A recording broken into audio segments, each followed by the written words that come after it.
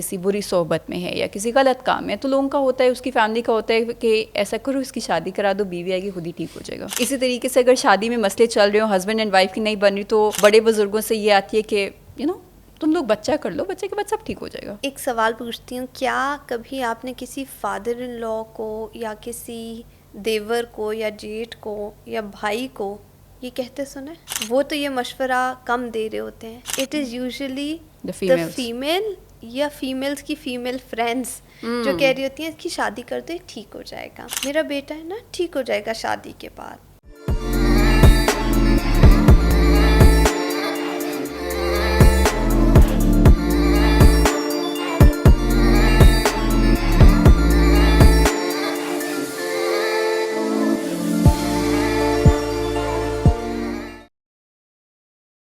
Assalamu alaikum, this is Mariam Kewan with another episode of Not Every Woman. I hope everybody is doing great. हमने आज तक जितनी guests को इस series में आप लोगों के सामने लेके आए हैं उनसे मुख्तलिफ टॉपिक्स के ऊपर बात की हैं, और हमने कहा यही था कि जो टिपिकल स्टीरियोटाइप्स बने हुए हैं ख़वातीन के हवाले से, हमारी गेस्ट्स उन स्टीरियोटाइप्स को तोड़ती हैं। जैसे हमने कहा कि not every woman is a victim, not every woman is a बेचारी, not every woman is a gold digger, not every woman is a home wrecker, इस तरह की काफ़ी बातें सुनने को मिलती हैं। But if you are saying not every, इसका ये मतलब नहीं है कि ये स्ट्रैटा है ही नहीं। इन तमाम चीज़ों के ऊपर बात करने के लिए इससे बेहतर कोई हो ही नहीं सकता कि हम एक क्लिनिकल साइकोलॉजिस्ट को अपने स्टूडियो में दावत दें। And today I have, she is an amazing friend and a psychologist, and इसके साथ साथ इनका एक अपना इनिशिएटिव भी है साइक केयर के नाम से, डॉक्टर समरा सालिक। अस्सलाम वालेकुम। वालेकुम अस्सलाम, thank you for having me. नहीं, thank you for taking out time. आपसे हमने बहुत सेंसिटिव एंड इम्पॉर्टेंट टॉपिक्स के ऊपर आज डिस्कशन करनी है इंशाल्लाह। और वो मैं हमेशा कहती हूँ कि आप किसी भी आम बंदे के साथ नहीं कर सकते, क्योंकि वो एक अपना बायस दिखा के जो उसको स्टोरी सूट करती है ना, वो पर्सपेक्टिव देगा। But it's important to have the expert, इसलिए हमने आपको दावत दी कि आप दोनों from the men side and the female side हमें एक न्यूट्रल सा। Thank you so very much, it's a pleasure to be here, and honestly such a nice topic and such a nice theme of the show, very close to my heart. Not that I am a pure die-hard feminist, but more than that something chalo, let us be a tiny contribution as a voice for females, a representation for them. That's very right. और वो मैं आपसे इस part पे भी agree करूँगी, not a feminist like जो आजकल के फेमिनिस्ट हैं, वो आई थिंक एक डिस्टॉर्ट हुई है चीज़, और वो जो लोग इक्वालिटी के चक्कर में उन्होंने बिल्कुल इस चीज़ को उड़ाया हुआ है। I am not up for it. मैं हमेशा यही कहती हूँ कि देखो, male and female they are two separate genders, ये दोनों इकट्ठे इक्वल, आप इक्वल इवेल्युएट कैसे कर सकते हो दो ऐसी चीज़ों को जो एक जैसी है ही नहीं, जो एक जैसी दिखती नहीं है। अगर biologically you are made different, then that means you are supposed to do something different. Very true, very nicely placed. और वो आई थिंक लोग रियलाइज़ नहीं करते। डॉक्टर समरा, आपकी पर्सनल जर्नी से स्टार्ट करते हैं, the whole thought of becoming a clinical psychologist. क्यों कहते हैं बहुत एम्पैथी चाहिए होती है इसके लिए? जनरली तो मैं एग्री नहीं करती कभी भी अपनी पर्सनल जर्नी को इस तरह कहीं पे भी ऑन एयर शेयर करने में, but because you really requested and it's been a while that you have been asking for it. I never knew I would end up being a clinical psychologist, I'll be very honest. Okay. I started my schooling from a school in Islamabad, was born in a family that was very comfortable. बहुत support थी family से हमेशा कि normal जैसा एक regular पढ़ाई होती है, एक बहुत अच्छे सेटअप से कर रही थी, प्राइवेट सिस्टम से पढ़ाई करते करते ख्याल आया कि नहीं, I think I should go for medical. अच्छा। एंड बहुत से साइकोलॉजिस्ट ये कहते हैं कि क्योंकि हमारा मेडिकल में एडमिशन नहीं हुआ तो हम साइकोलॉजी में आ गए कि this is close to medical. तो ऐसा भी कुछ नहीं था, बस कुछ ड्यूरिंग माई कॉलेज ईयर्स मुझे लगा कि अच्छा चलो let's explore this for a time being and see कि अच्छा कैसा होता है, मतलब थोड़ा सा मैं टाइम को यूटिलाइज़ कर रही थी। उस ड्यूरेशन में जो मेरा 1 साल का गैप था after my before my college, मैंने एक जगह पे इंटर्नशिप शुरू की that was a school in Islamabad F8 में स्कॉलरनोवा के नाम से. तो वहाँ पे मेरा कहते हैं दिल लग जाता है आपको, लोग अच्छे लग जाते हैं. हाँ, तो बस मुझे ना, अब शायद छोटी थी और जितने मर्ज़ी घर से पैसे मिलते हों, जितना मर्ज़ी कंफर्टेबल हों, तो वो एक स्टाइपेंड मुझे मिलता था जो मुझे बहुत मज़ेदार लगता होता था कि oh wow, I can earn, I can be independent. चाहे उसका खाना हमने मैकडॉनल्ड्स और KFC ही हो, but still I was enjoying that, the feeling of that. And कभी मैं उसको छोड़ने का सोचती थी तो मुझे समझ नहीं आती थी. It was a 1 month internship converting into a 3 month internship. उसके बाद होते होते वो गैप ईयर पूरा साल का बन गया और मैंने पूरा साल वहाँ काम किया. उसके साथ साथ अब मैं ऐसी ऑप्शन ढूंढ रही थी कि मुझे ये ना कहना पड़े कि मुझे पढ़ना नहीं है, तो मुझे थोड़ा बहुत जो है ना कुछ इजी स्टडीज़ टाइप चीज़ हो जाए. जितनी मुझे उन लोगों की आदत हो गई थी शायद उनको भी हो गई थी. तो उन्होंने कहा कि चलो जब भी फ्री होती हो आ जाया करो. तो मैंने हमेशा इजी पढ़ाई ढूंढी, I will be very honest.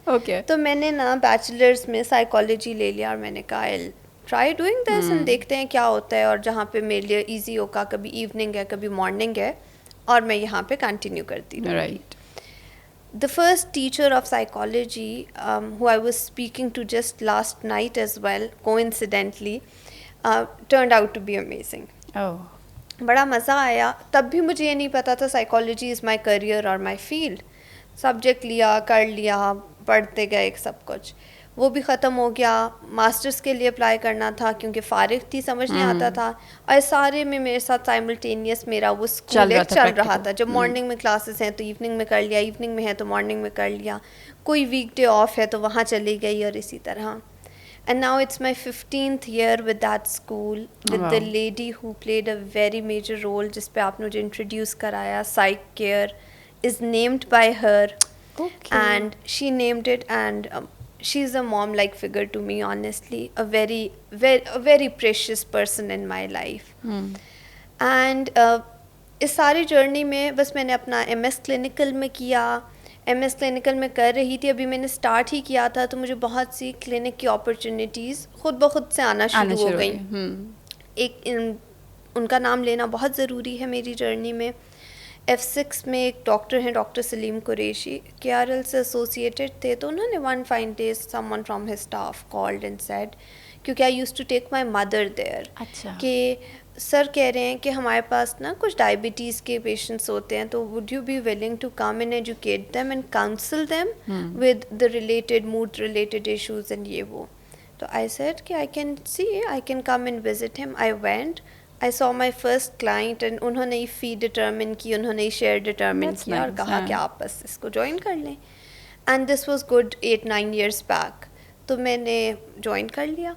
वहाँ से मुझे प्रैक्टिस का चस्का पड़ गया. I started enjoying the feel that was with how the individual goes out, comes in crying and goes out smiling, a sense of relief. Such satisfying feeling was not something I had experienced before. When I started my MS there and I started practicing, तो वहाँ से actual मुझे लगा कि that has become a part of me. And that is when I felt connected to psychology, helping people, and the real experience of how you can offer support, or it's a therapeutic or something satisfying. मुझे एक different सी feel आती है ना कि आपकी होता है कि अच्छा you are known or you feel as a clinical psychologist. Though I wasn't fully qualified because I was yet to complete my MS, तो तब मैं counseling से और इससे start किया. और उसके बाद बस करते करते मैंने स्टार्ट कर लिया. MS भी मेरा इसी तरह रहा, associated with the same school, the same people और फ्रेंड्स एंड एवरीवन, सब कुछ. MS के दौरान ही I think, now that I think back, तो मेरा कोई इरादा नहीं था PhD का. This part of the journey I often share with my students as well, क्योंकि मैंने बस PhD में एडमिशन के लिए ऐसे अप्लाई किया कि I was leaving after a training with another teacher of mine who is also another very close person to my heart. तो हम निकल रहे थे, तो मैंने कहा आपको पता आज मेरा ना PhD का एडमिशन टेस्ट भी था. कहती है MS ख़त्म नहीं हुआ, PhD में क्या करना है? Okay. मैंने कहा वो रिजल्ट अवेटेड की ऑप्शन थी तो आई थॉट अप्लाई कर देती हूँ, एंड दैट इज़ हाउ। कहती है जाओ जाके टेस्ट दे आओ, and she was the head of department back then. तो मैंने कहा कि नहीं, मतलब मैंने नहीं PhD करनी, मतलब MS ख़त्म नहीं हो रहा, अभी कहाँ PhD, and I had submitted my thesis for my defence etcetera. मैंने खैर उनके इंसिस्ट करने पे गई, ऊपर कंप्यूटर बेस्ड टेस्ट हो गया हुआ था, मैंने वो जाके एक टेस्ट अपेयर हो गई, मैं वापस आ गई with no plans of doing PhD और एनीथिंग, और मैं साथ साथ प्रैक्टिस कर रही थी। बाय दिस टाइम हम लोग इस प्रैक्टिस को एक नाम दे चुके हुए थे, क्या साइक केयर के नाम से। Okay. So when I was practising तो हमने उसको साइक केयर का नाम दे दिया हुआ था, और नाम भी ऐसे दिया था कि it was a new trend कि अच्छा स्टार्टअप्स आ रहे हैं जो कंसल्टेंट्स प्रैक्टिस कर रहे हैं, they are known with the name, तो it should not be someone limited to me, तो आगे जाके ग्रोथ के लिए। तब भी मैंने उन्हीं को, जो मेरे से बहुत मेरा एक अच्छा ताल्लुक़ था, मिसेस नईम, मैंने उनको कहा कि अच्छा हमारे पास ये ऑप्शंस हैं, आप बताएं कौन सा। तो she is generally picky about staff, तो उन्होंने मेरे कहा अच्छा ये नहीं, ये एंड दिस एंड दैट। और वो कन्वर्सेशन मैंने तब संभाल ली कि अच्छा हो सकता है इसमें से कोई और नाम ही रख लूँ, कभी रख लूँ। और हमने कहा अच्छा चलो let's start calling it psych care, and we called it psych care, never knew of what documentation, what formalities. और इवेंचुअली जब मुझे पता चला कि अच्छा ये रजिस्टर हो सकता है नाम, इसका एक आपके पास इंटेलेक्चुअल प्रॉपर्टी का लाइसेंस होता है, सब कुछ, तो मैंने वो भी कराना शुरू कर दिया। फिर शौक चढ़ा कुछ कोविड के करीब कि अच्छा इसको ना अकाउंट में क्यों फ़ी आए, this is not fair, very close to my heart again, my spirit for my country के नहीं भी should be all fair and everything. तो कोविड में आपको पता है ऑनलाइन ट्रांजेक्शन्स पे सब कुछ चल रहा था, तो हमने साइक केयर के नाम से एक बैंक अकाउंट भी खोल लिया, वो भी एक पार्ट ऑफ वो बन गया कि टैक्सेशन उसमें आ गया। अब इस सारे प्रोसीजर में साथ PhD का सारा चल रहा है। PhD के एडमिशन मेरा, I topped the merit list, I was in the first 2-3 people, and interview हुआ, एक हमारा साइनॉप्सिस डिफेंस होता है वो हुआ, और मेरा PhD का एडमिशन मुझे कंफर्म कर दिया, और कहा कि आप इस दिन आके अपने यूनिवर्सिटी के रेक्टर से एक मीटिंग होगी और उसके बाद आप फ़ी पे करें और आप you are good to go. When I went there to meet the rector, somehow I don't know what happened, till date मुझे नहीं पता, the rector said I'm sorry but I cannot grant you admission, and I said I'm sorry sir, but where am I lacking in that? उन्होंने कहा I think you're too young for your PhD. मैंने कहा कि sir, if I look young that does not mean that I do not qualify for that. I topped the merit list, I qualified my interview, I qualified my synopsis defense, I have the consent of the supervisor who has to supervise my PhD. तो इन सारी चीज़ों के साथ क्या ऐसा element है? उन्होंने कहा आपका रिजल्ट अवेटेड है। मैंने कहा कि सर ये तो आपकी पॉलिसी है, हाँ, कि यू कैन अप्लाई अगर रिजल्ट अवेटेड है। मैं आपको अलाउ करूँगा कि आप 1 साल बाद इसी रिजल्ट एडमिशन पे आ जाएं, you should work for a year, you do not have the work experience. I gave him all the evidences because I was working since I was in college of this school, a lot of community work, etc. etc. उन्होंने नहीं agree किया और उन्होंने कहा कि नहीं, मैंने कहते हैं what is wrong with it. मैंने कहा sir not being accepted is something that's really hurtful. तो कहते हैं कि नहीं मैं इस पर ये नहीं लिखता, मैं कह लेता हूँ not recommended yet. I was like अच्छा ठीक है, मैं I was all teary upset, एक ट्रेनिंग चल रही थी, उस ट्रेनिंग में वापस गई बहुत अपसेट, समझ ना आई क्योंकि सबको पता भी था एडमिशन हो गया, इज्जत बेइज्जती का भी मामला है। Any how I took a stand and I made sure कि मैं रेलिवेंट अथॉरिटीज से रिक्वेस्ट करूं कि मेरा रिज़ल्ट जो कि आ चुका हुआ है, सिर्फ और सिर्फ जब मैंने अप्लाई किया था तो वो वेटेड पे था, अब तो वो भी आ गया है तो मैं कंप्लीट कर लूँ। And it was a struggle for good 2 weeks, and the first day of classes was Tuesday, September, and I was like अच्छा मेरा नहीं आया तो आज पहली क्लास हो गई है। and 4:30 पे क्लास स्टार्ट होती थी PhD की, and 4:11 पे I received an email that you have been granted with admission, and I was like wow how did this happen? All of a sudden, ये एक और मेरे लिए एक नई वो थी कि चलो PhD। अब शायद मैंने PhD नहीं करनी थी, बट क्योंकि वो रोकती गई थी तो मेरे लिए ऑल द मोर था कि क्योंकि रुक गई है, and that was the time I had to tell घर पर कि मैं PhD करने लगी हूँ. मैंने तो इससे पहले कोई बात ही नहीं की हुई थी. And I wasn't even sure what was happening. और my father was in Turkey back then. And we were dependent on our father और हमेशा उनकी support होती थी. Just a phone call, अब्बा फीस जमा करानी है, अब्बा ये करना है. And I was wondering कि इन्होंने मुझे कल की डेडलाइन दी है, मैं अब्बा को कैसे कहूँगी कि आप सुबह इतनी फीस मुझे भेज दें और मैंने जमा करानी है. खैर anyhow I managed, I submitted my fee and told my home later कि अच्छा जी ये है और मैंने सब कुछ कर लिया. उस सारी जर्नी में मेरी PhD का कोर्स वर्क भी ख़त्म हो गया, साल मैंने गुजार लिया और ये साइक केयर की प्रैक्टिस चलती रही. After my PhD on the last day of my coursework somehow I was offered with the job position at Air University. So that was another different thing कि getting into a permanent position at a higher education institute was a lot of credit and honor both. I happily took the position and started working there.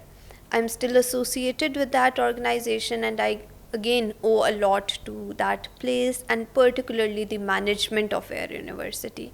They were very supportive. But जो छोटे होने का label है ना वो मेरे साथ हमेशा रहा क्योंकि उस इंटरव्यू में भी मुझे कहा गया कि you're very young so would you be able to handle the classroom and the students who are of the undergrad and the postgrad level. मैंने कहा I don't know, I can try but I am confident I'll be able to do that. मैंने वो भी कर लिया. अब वो school तब भी साथ चल रहा था क्योंकि स्कूल के साथ अरेंजमेंट ही हो जाता था कि अच्छा अब मैं साइकोलॉजिस्ट बन गई हूँ सो चलो let's provide whatever help support I can in the professional capacity as well. और मैंने उधर अपने यूनिवर्सिटी में भी जॉब स्टार्ट कर दी. So it was my PhD, उसका thesis, my job at Air University, my F6 का clinic and 2 more clinics that I was already going to क्योंकि मैंने F6 के tenure में start कर लिए हुए थे. And then one day I realized कि the pay I get or the time I spend or what I am doing in the education system is not something that's making me that happy जितना मैं contribute कर सकती हूँ. I should have something of my own. ऐसे ही खेल कूद में ये भी सोचा कि चलो let's explore कि अगर what if के मेडिकल सेटअप्स में काम करने के बजाय एक सेटअप हो जो कि थेरेपी फील वाला हो. और उसकी एक ही वजह थी क्योंकि हर मेडिकल सेटअप का जो इंटीरियर होता है so the main reason that became to take the initiative was one the interior okay अच्छा मुझे ऐसा चाहिए जो थेरेपी फील भी दे क्योंकि एनवायरनमेंट बहुत मैटर करता है. अगर आप उस एक सेटअप में आ रहे हो आपको पहली चीज़ जो किक इन करेगी वो आपका एनवायरनमेंट ही करेगी. If you not feeling comfortable you are not going to let your guards down. बिल्कुल मैं हमेशा कहती हूँ साइकोलॉजिस्ट के सामने तो बंदा अपनी सबसे वल्नरेबल पोजीशन में जैसे आपने भी कहा रोते हुए आ रहा होता है, मिजरेबल होता है तो आ रहा होता है. हर किसी के आधी तबीयत ठीक हो जाती है ना अच्छी जगह से, अच्छी लाइट से, अच्छे एनवायरनमेंट से. तो बस फिर मैंने तब सोचा or never knew I would be able to do that. Honestly, I never knew that. And all that credit goes either to my parents who have always been a very good support. They did not ask me once कि बेटा क्या कर रहे हो. और मैंने Mrs Naeem के साथ ही कि अच्छा हम कर लें, वाकई कर लें. And we were trying to look for places. तो कहती हैं आर यू श्योर हमने करना है. I still remember getting off the car and she said are we sure we are doing this. मैंने कहा बस सब करना है तो करना है.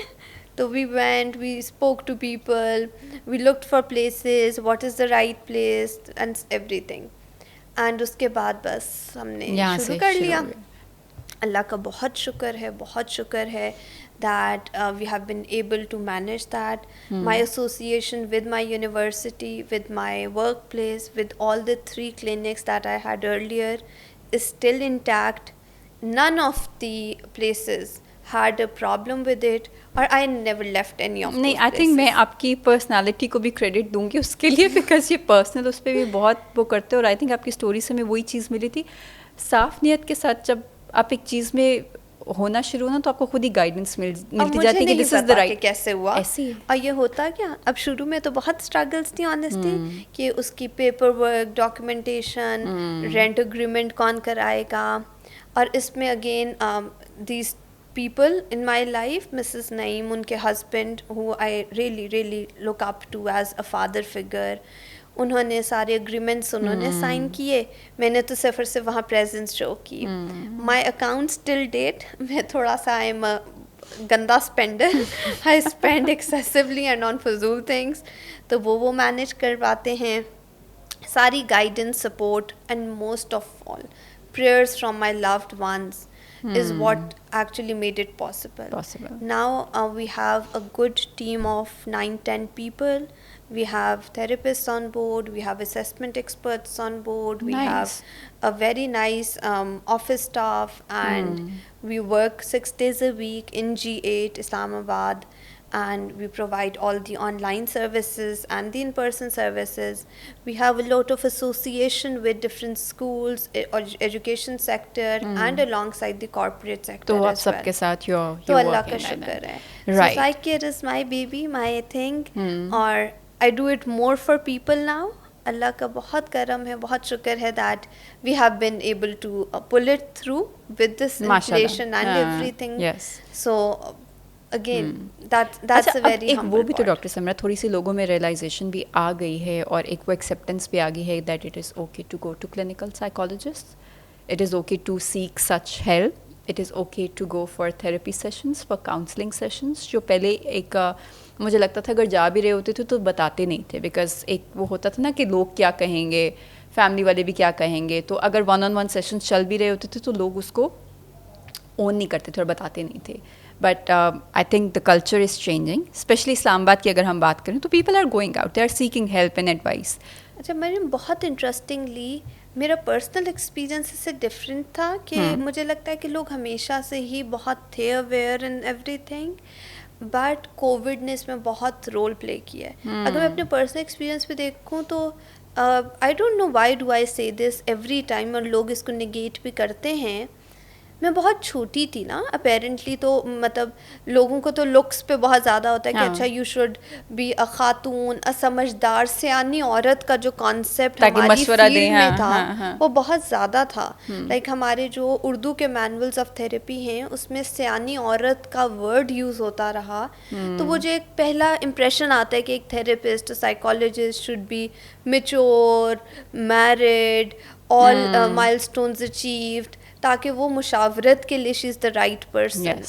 Somehow despite being young, new to the field, I never had clientele issues.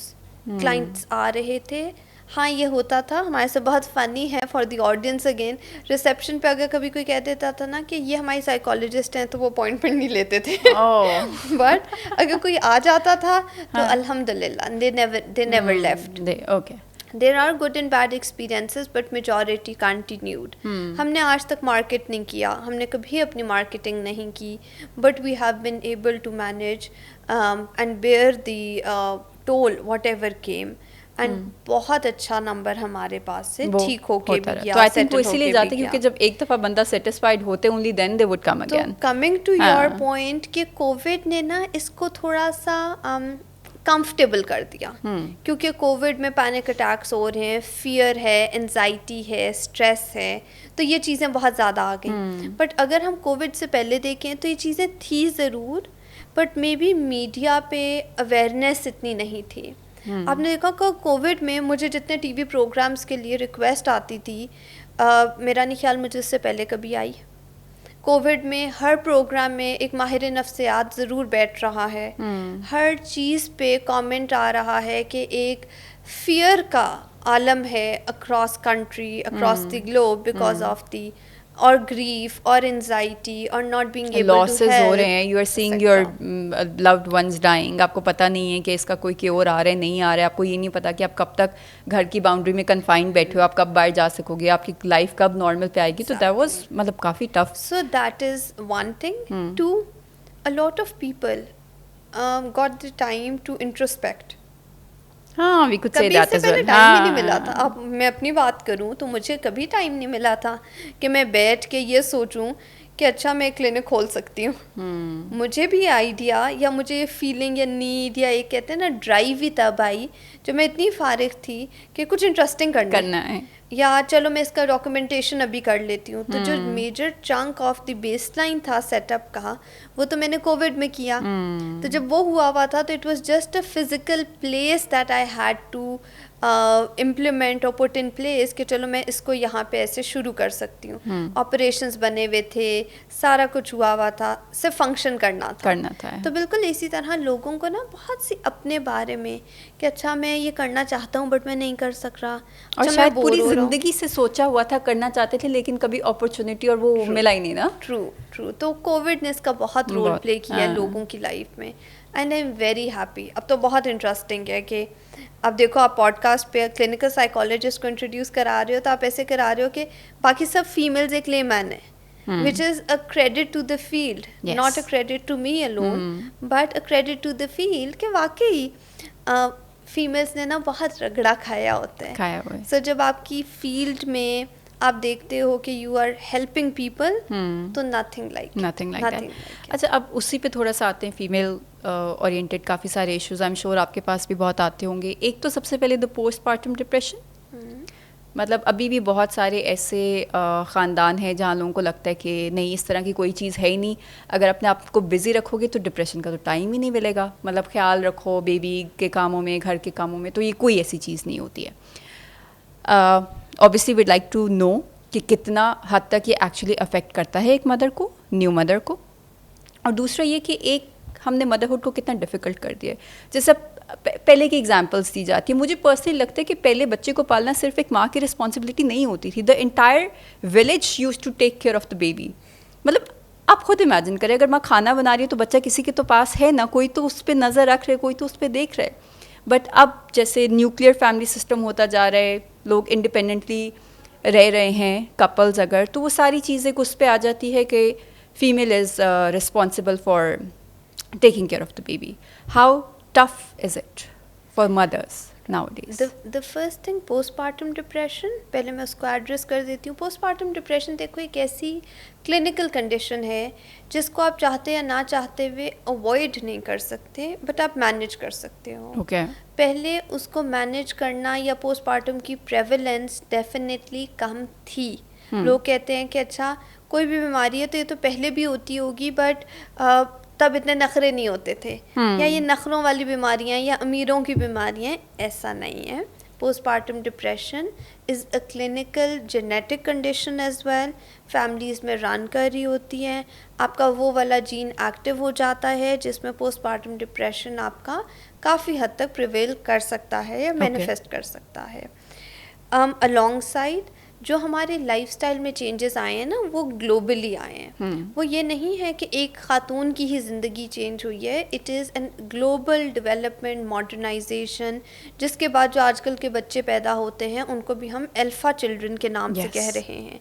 They are the alpha generation, they are not the routine regular पुराने बच्चे। सो नेचुरली अगर साइंस इस सारी चीज़ को कोई नाम दे रही है, टर्म दे रही है, एक सेट ऑफ कैरेक्टरिस्टिक्स आपका नज़र आ रहा है, तो इसका मतलब है ना कि कहीं ना कहीं तो कुछ है। हाँ, ठीक है। अब वो कुछ क्या है, that a layman is unable to understand. Female अपनी प्रेगनेंसी में अपनी फैमिली वे में क्या कर रही है, उसकी क्या एक्टिविटीज़ हैं, उसकी मेडिकल और हेल्थ कंडीशंस क्या हैं, बैक एंड पे सिंस यंग एज उसकी डाइट, उसका लाइफस्टाइल क्या है, ये सब उसकी प्रेगनेंसी एंड पोस्टपार्टम पे अफेक्ट करेगी। एंड देन उसकी अपनी कोपिंग क्या है। पोस्टपार्टम पहले भी होता होगा, बट उसकी कोपिंग एबिलिटी इतनी अच्छी या इतनी स्ट्रॉन्ग होगी कि उसके पास एक नेचुरल हीलिंग का एनवायरनमेंट घर में अवेलेबल होता होगा। ठीक है, राइट। अब शायद ये चीज़ें थोड़ी सी वेरी कर रही हैं। फिर पोस्टपार्टम से जब आप आगे आ जाते हो मदरहुड पे, तो मदरहुड पे लाइफस्टाइल बिल्कुल डिफरेंट है। आपने खुद बात का जवाब भी दे दिया कि न्यूक्लियर फैमिलीज़ हैं। अच्छा, पहले पूरा पूरा ख़ानदान पूरा विलेज पाल रहा होता था। एक फ़ीमेल क्या अब भी 3 months 30 days 6 months की मैटरनिटी हर ऑर्गेनाइजेशन में एंजॉय कर पा रही है? No, that's papers पे है, but है नहीं practically. Yesterday I was seeing someone and person mentioned कि because I was very new to the contract, so I joined my workplace 15 days after the birth of my youngest child. Oh. So what is that? The organization was allowing that, or the female did not have a choice to quit, or she was so comfortable working that there was no concept कि अच्छा वो तो घर से बाहर नहीं जा सकती. But पहले good 40 days you were not allowed to go, step off the bed कि health को ये हो जाएगा, the diet and everything. तो ये सारी चीज़ें एक बहुत major role play कर रही होती हैं. Just someone coming in and offering you good food that means a lot. Yes. कि यार मुझे किसी ने खाना ला दिया, और मुझे कोई पूछ होता है कि वो कहते हैं कि स्पेशली जो यंग डेज होते हैं ना of you being a mother, उस टाइम पे जो आपके साथ अच्छा है वो through out your life you'd always be grateful. Very true. और जो नहीं साथ देता वो भी आपको पूरी जिंदगी sensitivity level है. When you are you have a wound, तो that really matters. मतलब आप दुखते हो ना उस टाइम पे, और अगर आप उस टाइम पे आपकी हीलिंग का कोई पार्ट बनता है, कोई जर्नी का पार्ट बनता है, आपको सारी ज़िंदगी याद रहते हैं और आपको अच्छा लगता है. आपको लगता है ये आपकी स्ट्रेंथ है या इसकी वजह से आपने बहुत कुछ किया है. बिल्कुल. जहाँ बात आ जाती है हमारी मदरहुड की, मदरहुड एक बहुत ही प्यारी फीलिंग होगी आई थिंक एक पेरेंट के लिए, एक फीमेल के लिए. ट्रू. क्योंकि इससे ज़्यादा इंडिपेंडेंट आइडेंटिटी एक फीमेल को ना पहले कभी मिल सकती है ना बाद में कभी मिल सकती है. बिल्कुल सही. A lot of people may disagree. There may be different opinions on that. These are just my very humble thoughts नहीं, on I would this. agree with you, yes. कि आप पहले एक बेटी पैदा हो जाते हो, ठीक है, आप किसी की बेटी हो, आप नहीं हो ना. बेटी इज समवन जिसको आप किसी के रेफरेंस में देखते हो. हाँ. और ये कुदरत का निज़ाम है. फॉर अ पेरेंट, बेटी से शफकत, बेटी से लाड एक बहुत खूबसूरत रिश्ता होगा, बट बेटी का बेटी होना हमेशा एक ऐसा ही रहा है कि someone very delicate and sensitive. फिर आप बड़े हुए, बहन भाई या इवन पैदा होते ही आप किसी की बहन हैं, वो भी it's associated with a male figure. That's true. Right. आप वाइफ रोल में भी एक मेल फिगर की लाइट में आते हो. बिल्कुल. But as a mother it does not have to be a mother of a boy only. Even mother of a female, mother of a daughter is something that's yours. You are known for that. It's very empowering, I would say, at the same time. आपको एक वो जो feeling होती है कि you know I did this. एक होता है ना अथॉरिटी, एक आपको एक मैं I'll put it this way कि हमेशा आप लोगों के लिए कुछ कर रहे होते हो. That's a medal purely of your own. True. If you are a mother, no one can take that away from you, क्योंकि ये purely solely अल्लाह मियाँ ने आपके थ्रू करवाया. बहनें 2 हो सकती हैं, बेगमां 4 हो सकती हैं, बेटियां ढेर सारी हो सकती हैं, but as a mother that's not a shared role. और इसीलिए शायद माओं को इतना लाड भी आता है बच्चों पे और सब कुछ, क्योंकि as a female that's the only role जो आपको एक प्योर आपका होता है. अच्छा, आपसे मैं इसी पे पूछूंगी, have you seen this movie Barbie? नहीं अभी. अच्छा चले, फिर मैं आपके उस पर नहीं कहूँगी क्योंकि I don't want to give spoilers as such, लेकिन थोड़ा सा अगर मैं उसमें कर लूँ, in the end once she transcends into the real world, जब वो एक्चुअल वर्ल्ड में आना चाहती है, तो जो इनेट सबसे पहली चीज़ उसको वाइब आई थी, दैट वाज मदरहुड. और अभी जो बड़ा क्रिटिसिज्म और वो भी उस पर आ रहा है कि नहीं, this is not everything, this is not the only thing that defines a woman. इस तरह की सूडो इंटेलेक्चुअल्स काफ़ी डिबेट करते हैं और काफ़ी पॉइंट्स रेज करते हैं. ये भी मैं आपसे जानना चाहूँगी कि आप उसको किस तरीके से counter, because you very beautifully put that in simple words, आपने उसको बड़े मज़े का एक्सप्लेन कर दिया है. देखो बाकी सारे रोल्स फीमेल बहुत से रोल्स में होता है, मैं इसके साथ साथ मेल्स के भी पूरे पैरेलल उसमें कमेंट करूँ कि all credit to males for what they are doing, but since this program is meant for females, so we are highlighting that. It is to empower females, so we are highlighting them. We are highlighting them because it has to be a source of some sort of motivation, some sort of learning for the females. True. And inspiration rather. Yes. Males अपना role play कर रहे होते हैं, right, but females की एक ख़ास तरह की इनेट तबीयत होती है, एक पर्सनालिटी होती है, राइट. आपने शुरू में कहा कि they are born different, they have different anatomy, they have a different structure, that is meant for a different purpose, that is meant for a different purpose. हम अगर इसमें सोशल, पॉलिटिकल, रिलीजियस कोई भी पर्सपेक्टिव ले आते हैं, वो सारे पर्सपेक्टिव्स अपने नज़रिए से बिल्कुल ठीक होंगे. बट जब हम बात कर रहे हैं कि एक फ़ीमेल के एम्पावर्ड होने की, एक फ़ीमेल के उसकी, तो it is a female who creates a balance in a lot of lives, right? In a lot of cases. Neutralizing factor होती है. Females खरांट भी हो सकती हैं, खपती भी हो सकती हैं. They can be individuals who can be the fussy ones. They can be the people जो घर ख़राब भी कर सकती हैं, घर बना भी सकती हैं. At the end of the day, एक फीमेल बहुत कुछ साइमल्टेनियस लेके चल रही होती है. And so is the male from his or in his own way, I would say, कि एक मेल अपने तरीके से उसको बहुत ज़्यादा चला रहा होता है. बट जो रोल्स पहले मेल कर रहे थे सोलली, फीमेल्स ने उसमें स्टेप इन किया है. पहले कोई कॉन्सेप्ट नहीं था कि एक खातून पैसे घर में ला रही है, अर्न कर रही है, या बच्चों की ड्यूटीज दे रही हैं, या ग्रोसरीज कर रही हैं. Male used to do, females घर तक लिमिटेड होती थी. फाइनेंशियल रिस्पांसिबिलिटी सोली बंदे की थी. हाँ, फाइनेंशियल भी, घर से बाहर कोई भी काम, ठीक है. हाँ. इन सिंपल वर्ड्स, घर से बाहर कोई भी काम है तो फीमेल का नहीं है, वो मेल का बंदा करेगा. ठीक है. अब क्या हो रहा है, अब मेल्स बहुत दफ़ा विद ड्यू अपॉलॉजी सिर्फ नौकरी कर रहे हैं, पैसे ला रहे हैं, बट फीमेल्स बाकी सब काम भी कर रही हैं और वो भी कर रहे हैं जो कि एक मेल कर रहा था.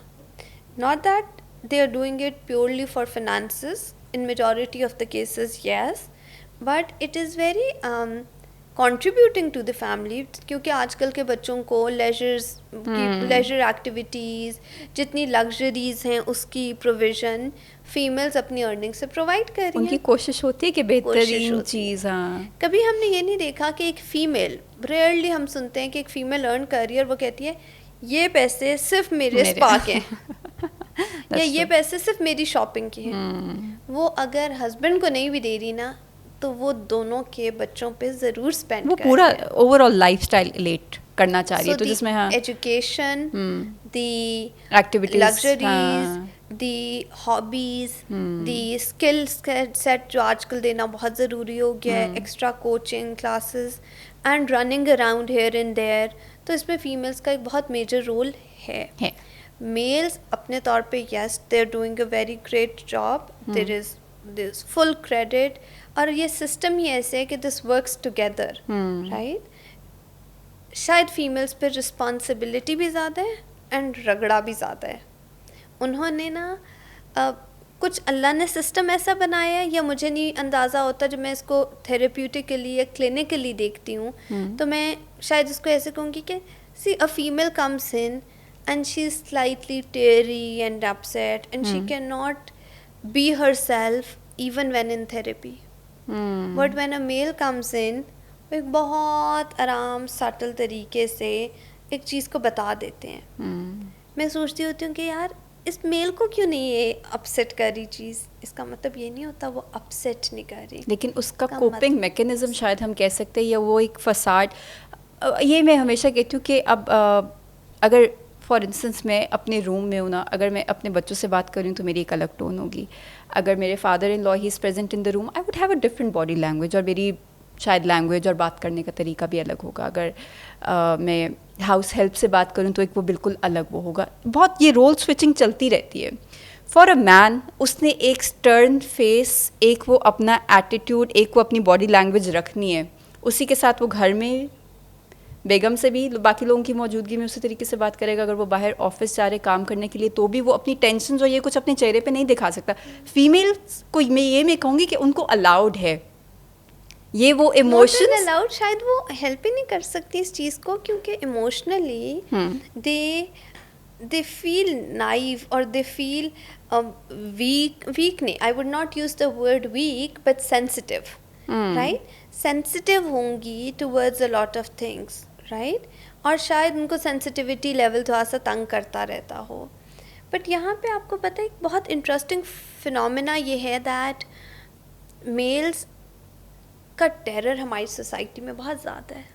हाँ. जब हम थेरेपी में भी देखते हैं और अदरवाइज भी, you mentioned that your tone and role is different with your children, but imagine a father-like figure being there, and you have to, and there's a point of conflict. तो जिस तरह आप अपने किसी और को कह के शन ऑफ कर सकते हो, आप अपने फादर को नहीं कर सकते, जिसका नाम हम एहतराम का देते हैं. बट 90% ऑफ द टाइम्स जितने फादर शफीक होते हैं, एक फादर्स का टेरर होता है. और बहुत इंटरेस्टिंगली आपको बताऊं, वो एक्चुअल टेरर फादर से नहीं आ रहा होता. The middle person, that's the mother, वो वहाँ से ट्रैवल कर रहा होता है. बचपन से हम सुनते थे अब्बू सो रहे हैं, शोर नहीं करना. भाई अब्बा ने पता नहीं कहा या नहीं. अब ये बिल्कुल ऐसी चीज़ है कि अगर आप बाहर जाओगे और सर्दी है और आपको सर्दी लगेगी तो आप खुद ब खुद ही you will start wearing something warm. But अगर आप सिर्फ अंदर बैठ के बता रहे हो कि बाहर सर्दी है तो आपको पता तो नहीं चल रहा. तो फादर्स अगर बच्चों का शोर सुनते तो उनको पता होता कि अच्छा मैं ऐसे रिएक्ट कर रहा हूँ, और ये उनका फीडबैक होता. जो हमारे घर में नहीं हो पाता majority of the times in Asian culture, particularly Punjabi families.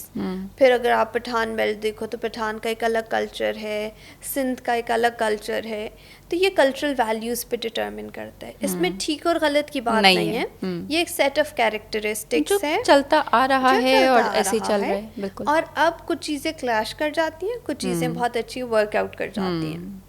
हम कहते हैं हमारे दौर में तो अब्बा एक नज़र देखते थे तो हम इंसान बन जाते थे. वो नज़र ही काफ़ी होती थी. बट अब आजकल के बच्चों को देखो तो वो बिल्कुल बाउंड्रीज नहीं है. आगे से जवाब भी दे सकते हैं, जैसे वो आते हैं कि आप नेगोशिएट करो, ठीक है, अपना पॉइंट ऑफ व्यू लेके आओ, वी आर ओके. तो इस तरह की चीज़ें ये सारा जनरेशनल गैप है और कुछ भी नहीं है. It's just a change. और हम लोग अगर थॉटफुली इसको तो ऐसा करें तो females again can play a very major role. We as females raise such boys that they become difficult husbands and difficult brothers and difficult sons in the long run. थोड़ा सा अगर स्टीरियोटाइप्स पे बात कर लूँ तो शायद ये कहूँगी, क्यों सबसे अच्छी वाली बोटी घर में अम्मा छोटी सी एज से जी भाई के लिए रख रही हैं? क्यों है ये बहुत छोटे घरों की मैं बात कर रही हूँ जहाँ पे मीट पकना वाज अ रेयर थिंग. और अगर है तो वो फिर बेटे को दिया जाए. अगर बेटे को दिया जाए, अगर कोई अच्छी एजुकेशन है तो वो बेटे को दी जाए. मैं तो हर उस पेरेंट के लिए, हर उस घर के लिए बात कर रही हूँ जो ये ना कहे कि हाँ जी भाई आप स्क्रीन पे बैठ के बड़ी बड़ी बातें कर लेते हैं तो आपके घरों में कौन सा ये प्रॉब्लम्स हैं. बात ये नहीं है कि प्रॉब्लम्स हैं, बात ये है कि हम ये फीमेल्स हैं जो कि since ever and from the lowest socio economic status to the richest वो एक ही स्टीरियोटाइप पे चल रहे हैं. ऐसे हम बिलीव करते हैं लॉजिकली, बट इमोशनली हम कहीं ना कहीं we do prefer boys because we feel obligated कि मेल्स को केटर करना है. and that is because एक फीमेल कभी भी अपने हस्बैंड के कमांड को निगेट नहीं कर सकती थी, which is a very good thing now that it is changing. I so adore when I see two young people and they're married and they're doing things together. हमारे घरों में कहा जाता होगा कभी कि अच्छा ये क्या सीन है, अभी बंदा सफाई कर रहा है, बंदा ये कर रहा है. But they have become very practical. आजकल की जनरेशन बहुत प्रैक्टिकल हो गई है, मिल के काम कर रहे हैं, मिल के एनर्जीज अपनी यूटिलाइज कर रहे हैं, दोनों काम पे जा रहे हैं. The hard and fast rule, सुबह नाश्ते का टेबल, दोपहर का खाना, रात का खाना, यंग कपल्स में ख़त्म हो गया है. They are living with the most recent trends that are emerging which is making their life easy.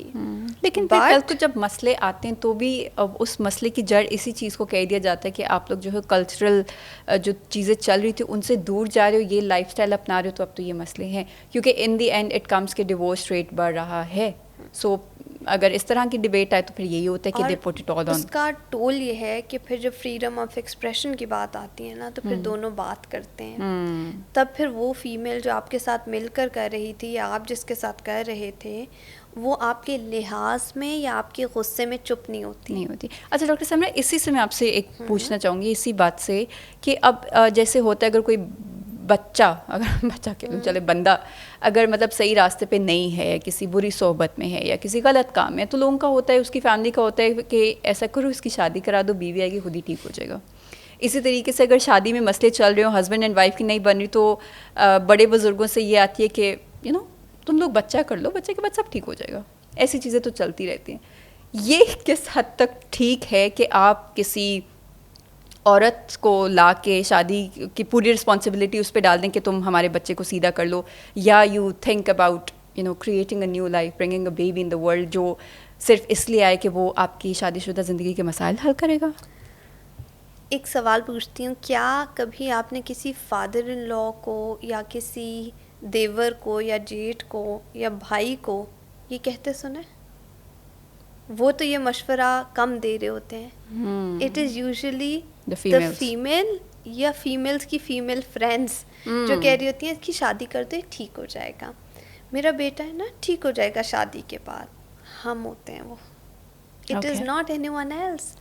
और ये वाकई ही आप बात बिल्कुल ठीक कर रहे हो, ये बहुत प्रेवलेंट है टू दी एक्सटेंट कि चलो एक बिहेवियरल चीज़ है, रिस्पॉन्सिबल नहीं है रिस्पॉन्सिबल हो जाएगा, नौकरी नहीं करता नौकरी कर लेगा, काम नहीं करता फैमिलीज में इन्वॉल्व नहीं होता हो जाएगा. To the extent that the saddest part is कि वो जो कि डिसफंक्शनल है, who is not socially active at all, has not been working at all, not contributing to the family, not fulfilling the responsibilities as a son or a brother. आप expect करते हो कि वो शादी के बाद एक हस्बैंड का रोल कर लेगा. ज़्यादा ही एक्सपेक्टेशंस रख लिए फिर आपने. एंड आपको पता है क्लिनिकल डिसऑर्डर्स अगर मेल्स में आइडेंटिफाई हो रहे हैं तो वो pre marital and post marital maximum है. ओके. उसकी वजह ये है कि उससे पहले तो वो यही कहते रहे कि डिनाइल है और डिनाइल को आप करते रहे और ज़्यादा इंडोर्स कि हाँ कोई बात नहीं ठीक हो जाएगा ठीक हो जाएगा. लड़के ऐसे ही होते हैं, लड़के ट्रैक से उतर जाते हैं. लड़का मैट्रिक में फेल हो जाए तो कोई प्रॉब्लम नहीं है, कोई बात नहीं. बच्ची फेल हो जाए तो घर बैठ जाएगी, उसने कौन सा पढ़ना न लायक है. लड़के को एक एक पेपर भी आप पास करा दोगे वो चलता रहेगा. ये चीज़ें रोल प्ले करती हैं. कल को वो लड़का कैसे जॉब पे जाएगा. But on the other hand मैं ये कहूँगी कि घरों में बच्चियाँ इतना पढ़ इसलिए गई हैं क्योंकि फादर्स ने अलाउ किया है. मैं फिर साइमल्टेनियसली से चलाऊँगी. अगर मैं आज एक PhD सबमिट करा कर यहाँ पर बैठी हुई हूँ और एक पॉडकास्ट रिकॉर्ड करा रही हूँ तो मेरे पीछे मेरे वालिद हैं. नहीं ऑल क्रेडिट. हाँ वो मैं हमेशा कहती हूँ जाते हैं उनको the fathers because they have empowered us to that level and they have given us that confidence. The fear element, the respect element, the issues that may revolve in a society, तो उसमें हमारे ही fathers हैं जिन्होंने इन stereotypes को break भी किया है. हाँ वो अपनी प्रोटेक्शन भी देते हैं लेकिन अपनी प्रोटेक्शन के साथ साथ आपको वो एम्पावरमेंट भी देते हैं. लेकिन आपको वो तसल्ली होती कि खुदा ना खास्ता anything goes wrong your father is there, I know anything goes wrong my husband is there. वो जब तक ये पीछे सपोर्ट नहीं होता है female can not do very good.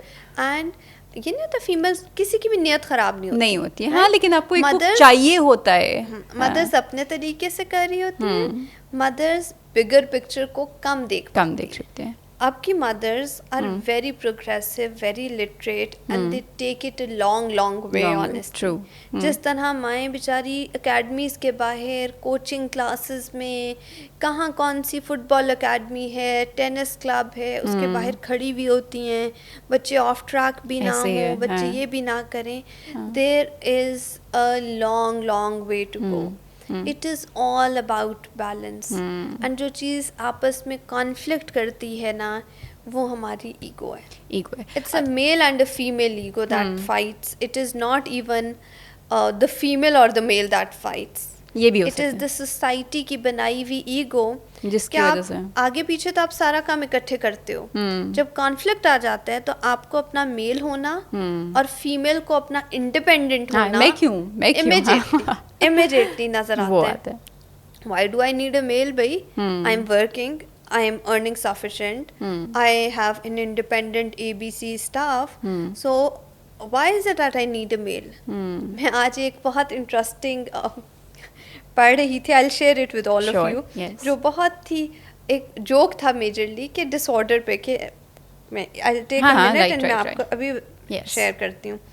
तो मैंने आज ही शेयर किया और बड़ा enjoy किया। On a lighter note, it said that my aunt got a divorce and I asked how she felt and she said, I thought I had an anxiety order, but it turns out it was just your uncle.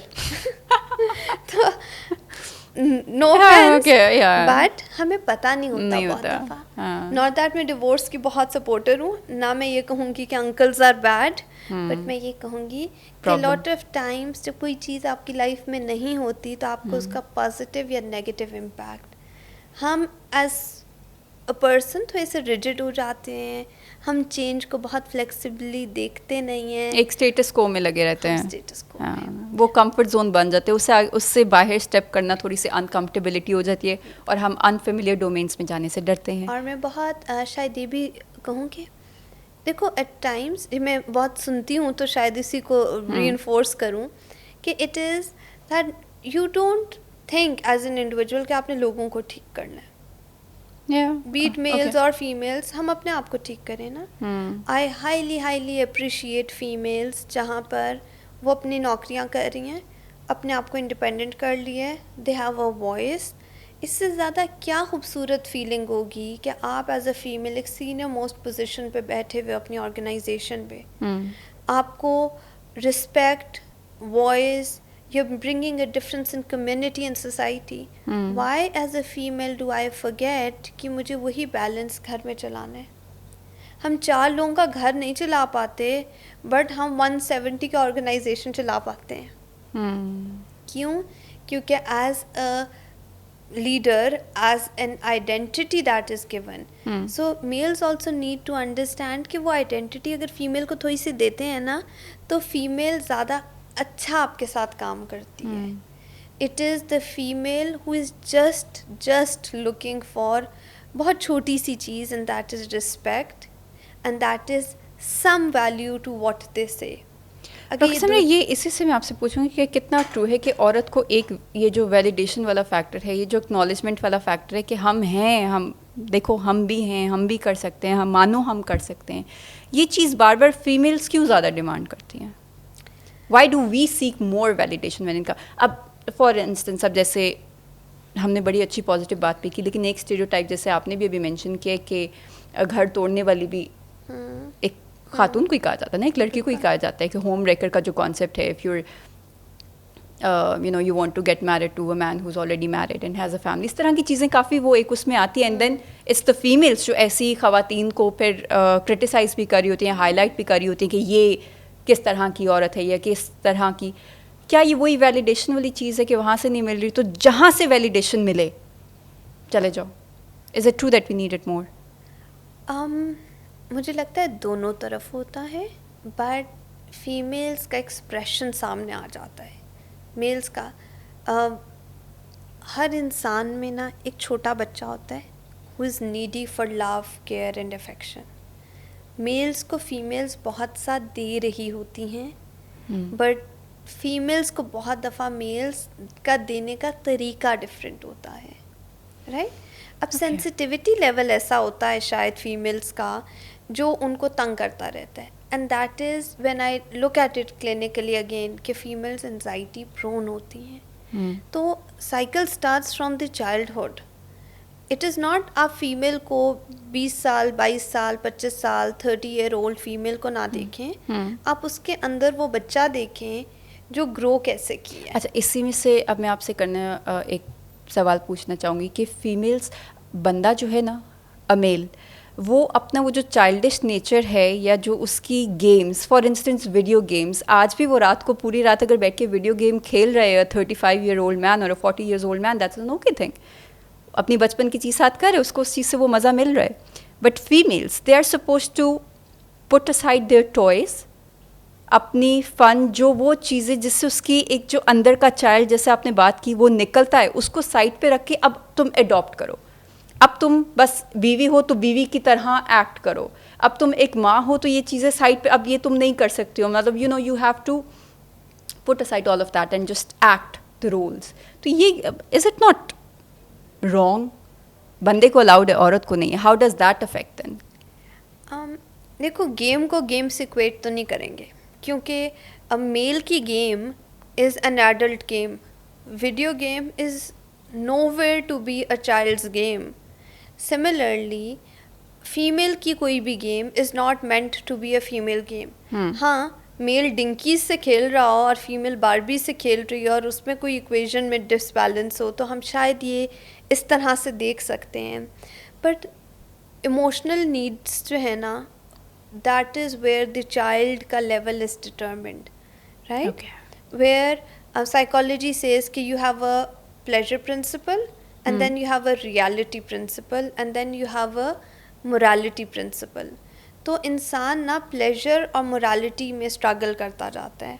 Pleasure is कि मैं ice cream खाना चाहती हूँ और अभी खाना चाहती हूँ. मोरालिटी इज़ कि नहीं, अभी मेरे पास ना पैसे नहीं है और मैं चोरी करके तो नहीं खा सकती. राइट? तो मुझे कुछ तो करना है, तो I will Gulp it in कि कोई बात, it's okay, I'll not do that. But एक मेल अपनी बहुत सी ऐसी चीज़ों को मारता है, बहुत मारता है. जो बताओ, कितनी दफ़ा हम देखते हैं अब्बास हमारे शॉपिंग पे गए हुए हैं, जैसे फीमेल्स गई हुई हैं. हाँ, ये भी है. रिटेल थेरेपी फीमेल्स की. At the end of the day it is the pleasure जो फीमेल्स ज़्यादा अपना एक्वायर करती हैं. It is the expression. Females माशाल्लाह से ना इमोशनली बहुत नीडी होती हैं.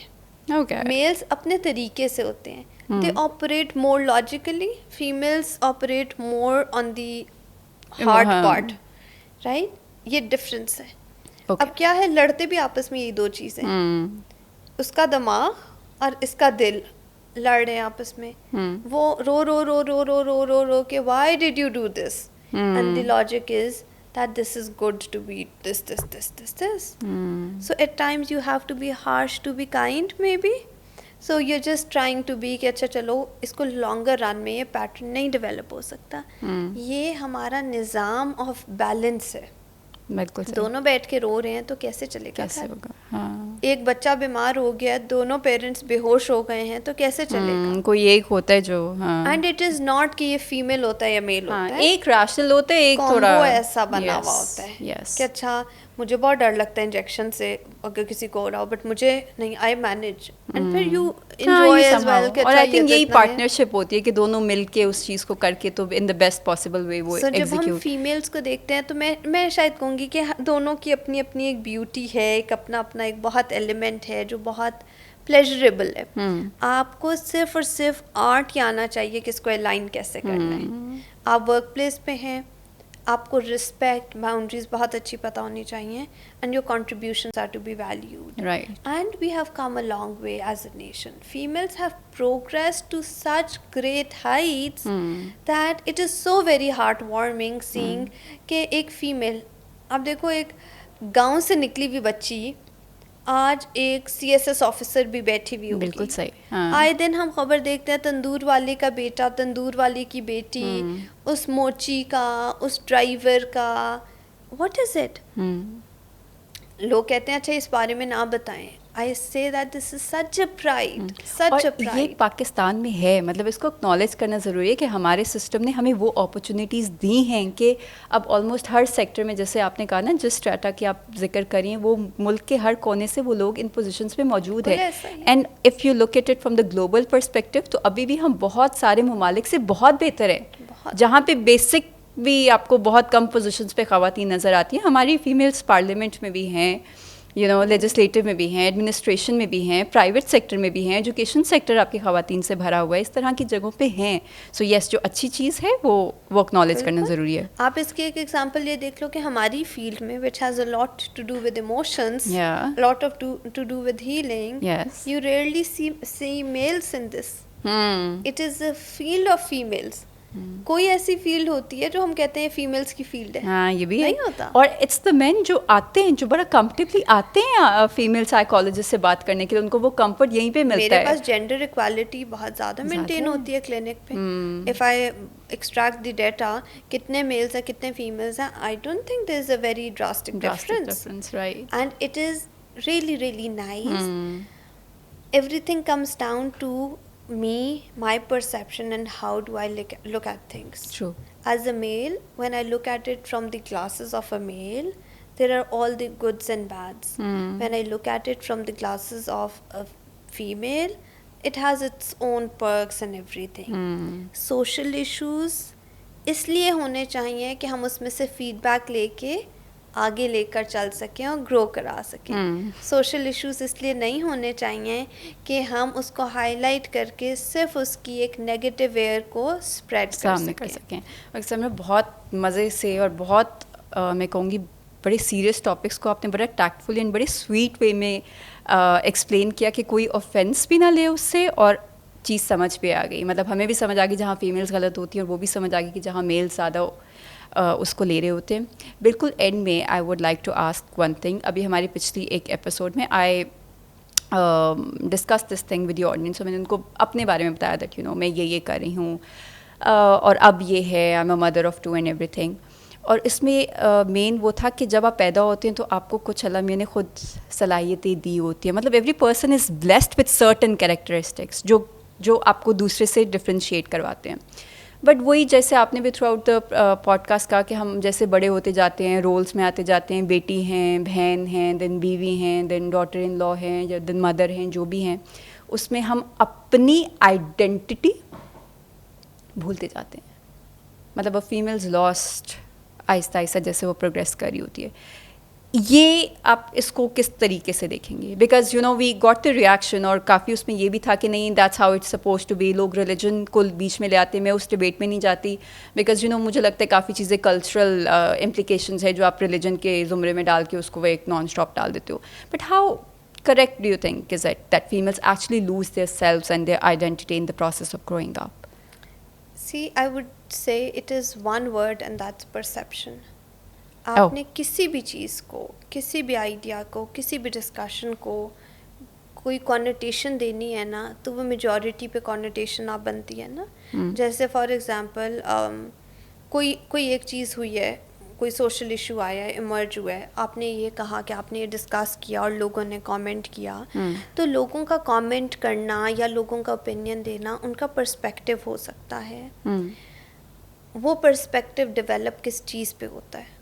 वो उनके उन्हीं पर्सनालिटी की फॉर्म्स पे होता है जिससे उन्होंने गुजारा होता है।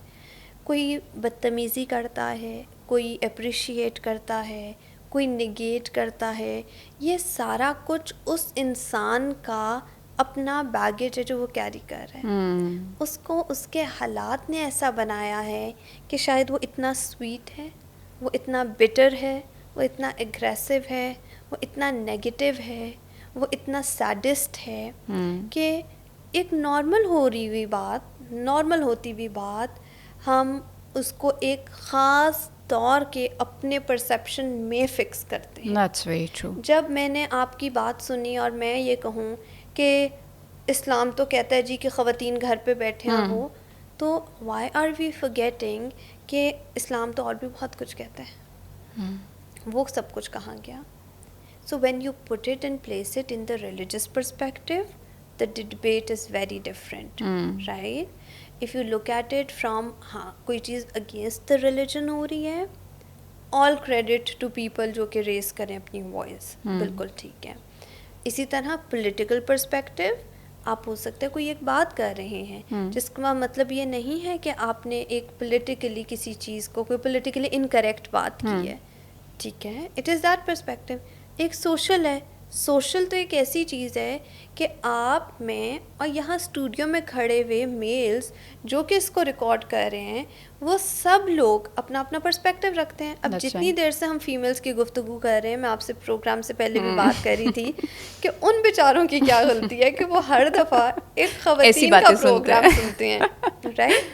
सो it is their majburi, even if someone is as a husband difficult or as a brother very problematic, वो यहाँ पे तो ये रोला नहीं डालता, नहीं करेंगे. हाँ, वो क्या आपकी लाइव स्क्रीन पे आके रोला डाल देते हैं. और स्पेशली सोशल मीडिया की वजह से जहाँ पे आपकी आइडेंटिटी हिडन होती है फेक प्रोफाइल से, वो सारी बातें कहना बहुत आसान है, वो गालियाँ देना बहुत आसान है, वो बैशिंग बहुत आसान है. उनको नौकरी में वो रोल अप्लाई करना है, right?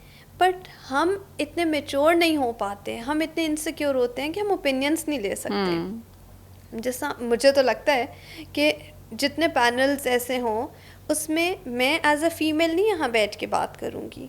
I tried my best today as well to balance the it is me speaking as a professional, yes, and not as a female. I might be biased, जिस तरह अल्लाह ताला ने बना दिया वो तो मैं हूँ, but मेरी परसेप्शन भी तो मेरे ही एक्सपीरियंसेस पे बनेगी ना. The minute I was saying कि फादर्स ये तो मुझे इमीडिएटली लगा कि अच्छा मेरे फादर ये सुनेंगे तो वो क्या कहेंगे कि नहीं, but my PhD my everything, this is a big credit that goes to him. अब वो अगर परसीव करें, जिस तरह एक छोटा सा एक्सट्रैक्ट आप निकाल लो और आप उस पर कमेंट कर दो, तो पूरी पिक्चर देखे बगैर, तो वो आजकल बहुत इजी हो गया. Everything has to have a context and a personality that is giving it a perspective, right? मैं मरी गई और मरी जाते हुए एक्सीडेंट हो जाता है, तो every time I'll go to Murray, it will remind me of my experience. Okay. You went to Murray with your kids or with your husband or your first very lively trip of your college, so you will miss मैं that. हमेशा वो reminisce करूँगी. Okay, doctor Samra, thank you so much. In the very end, अगर मैं आपसे छोटी सी tips पूछूं उन ख़वातीन के लिए जो जैसे specially after marriage they just stop taking care of themselves, मतलब वो नहीं अपना पे ख्याल रख पाती, तो उनके लिए आप क्या एडवाइस देंगे? And on this very note we would end. Humble request होगी सारी फीमेल्स के लिए कि पहले identify your worth value, that you are you, and आपका कभी कोई ख्याल नहीं रखेगा. आपको अपना ख्याल क्यों लोगों से रखवाना है, आपने खुद क्यों नहीं रखना? आप अपना ख्याल रखो. ख्याल रखने के लिए क्या करो? सबसे पहले तो spend time with yourself. 5 minute, 10 minute, 15 minute.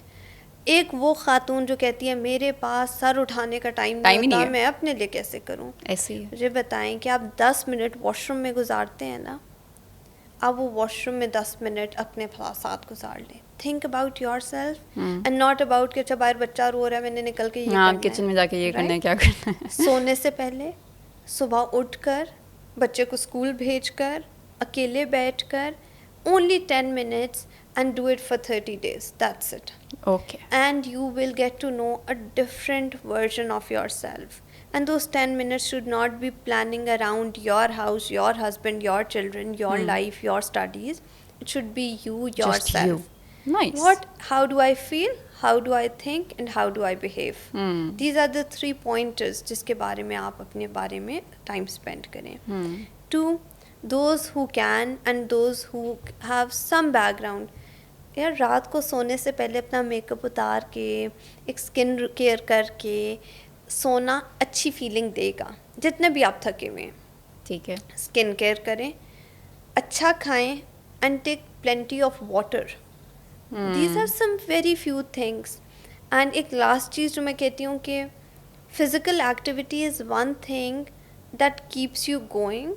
आपकी जितनी भी बिजी रूटीन हो ना, आपकी जो एनर्जी है ना वो बहुत बेहतर हो जाती लेकिन वो जो होता है कि हम घर में पूरा दिन काम ही तो करें एंड दैट्स फिजिकल एग्जर्शन, ये उस उम्र में तो नहीं आता ना, बस आप ठीक है। फिजिकल एक्टिविटी को डिफाइन करके पहले पढ़ें। घर के काम कि उसमें नहीं आएंगे। आप बेशक 10 मिनट वॉक करें, बट वॉक फॉर वॉक। ठीक है। आप सिटअप्स कर लें, but situps for the sake of situps. Okay. आप कुछ भी करें, so spend time with yourself, eat well, take care of your skin, Hydration. drink plenty of water, Right. and physical activity. Right, And right. these few things will show a different self of yours to you. And ना तब भी कुछ नहीं हो रहा तो फिर आ जाए मेरे पास, ये भी तरीका है। I can maybe do something. Right. Thank you so much, My Dr. pleasure. Samra. Thank you so much. This is it from this episode. We'll be looking forward to your feedback. काफ़ी ऐसी चीज़ें हो सकती हैं जिससे आप मुत्तफ़िक होंगे, काफ़ी ऐसे हो सकती हैं जिससे आप इख्तलाफ करे होंगे। अगर आप अपना point of view in perspectives में देना चाहें then you are most welcome. इससे ज़्यादा just on how you look and everything, उस तरह के कमेंट्स को हम एंटरटेन नहीं करेंगे। This is it. Inshallah, we'll see you next week with another guest. Allah Hafiz.